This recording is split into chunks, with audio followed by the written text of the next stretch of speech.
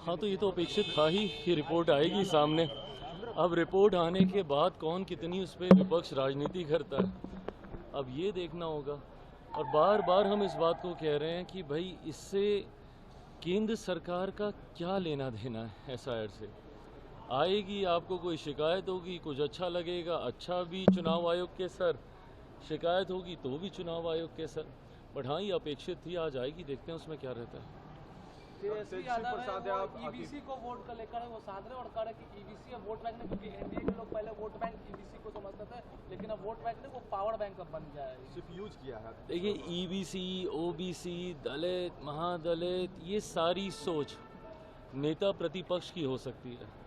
मैंने आज तक कभी किसी बिहारी को ना ईबीसी समझा, ना ओबीसी समझा, ना दलित समझा, ना महादलित समझा, ना अगड़ा समझा, ना पिछड़ा समझा, ना हिंदू समझा, ना मुस्लिम समझा। मेरे लिए बिहारी बिहारी है। मैं बात करूंगा तो 14 करोड़ बिहारियों की बात करूंगा, बिहार फर्स्ट की बात करूंगा, बिहारी फर्स्ट की बात करूंगा। और यही सोच ने बिहार को बर्बाद किया। आज आप अपने आप को आप 21वीं सदी का आप बोलते हैं, और ये आप सोच रखते हैं कि भैया किसको हम किस जाति में हम बांट के देखें, और कौन किस जाति का वोट बैंक बनना चाहता है और कौन किस जाति को अपना वोट बैंक बनाना चाहता है। इसी सोच ने तो बिहार को बर्बाद किया है। आप बताइए, आप नेता प्रतिपक्ष हैं, आप अपने आप अभी भी आप लोग इसी तरीके का वोट बैंक बना के आप सोचने की बात कर रहे हैं। पर ये लोग तो सोचेंगे ही ना, जो एमवाई को तमगे की तरह सीने पे चला टांग के चलते हैं। क्या है एमवाई? यही सब तो है, जातीयता सांप्रदायिकता में बिहार बिहारियों को बांटना। भाई हम भी एमवाई की बात करते हैं, बट हमारे एमवाई में महिला हैं जो कि देश दुनिया की आधी आबादी है। हमारे वाई में युवा हैं जो कि देश की, हमारे बिहार की सबसे बड़ी आबादी है। ऐसे में जब ऐसे लोग भी और यंगस्टर्स से भी अगर हम लोग यही उम्मीद करें कि भैया वो भी जाति में बांटकर वोट बैंक की बात करेंगे, तो पिछले 50 साल जैसे बिहार के गए, अगले 50 साल फिर ऐसे ही जाएंगे।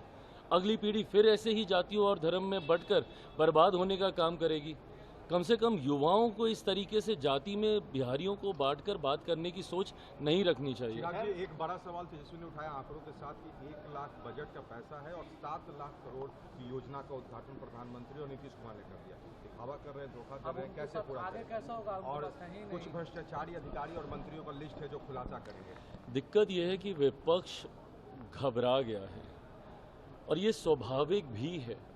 जिस तरीके से एक के बाद एक के बाद एक के बाद एक केंद्र सरकार और राज्य सरकार, मेरे प्रधानमंत्री आदरणीय नरेंद्र मोदी जी और बिहार के मुख्यमंत्री नीतीश कुमार जी ने मिलकर न सिर्फ योजनाओं की घोषणा करने का काम किया है, उनको धरातल पर भी उतारने का कार्य किया।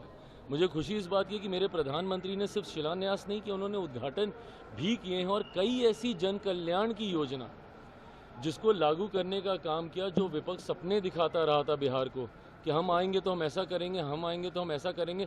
अरे प्रभु, दिए तो थे आपको 15 साल। इतनी ही चिंता और इतने ही विजनरी आप थे और आपका परिवार था, तो क्यों नहीं आपने उस वक्त इन योजनाओं को अपने धरातल पर उतार दिया था। ऐसे में आज जब उन योजनाओं की न सिर्फ घोषणा की गई है बल्कि उसको अमल में भी ला दिया गया है।